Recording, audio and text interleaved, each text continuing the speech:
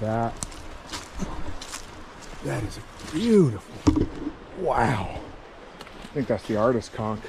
Definitely a giant Ganoderma. Holy moly, for reference, put my hand on that. Wow. Looks like spores are already causing mycelium up under there. Too beautiful. Wow.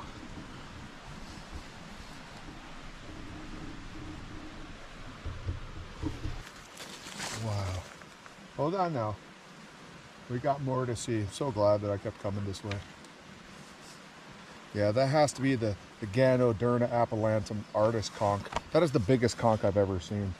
It has to be that Ganoderma. I don't think there's any other species like that. And that's so stinking awesome. Tell me that that's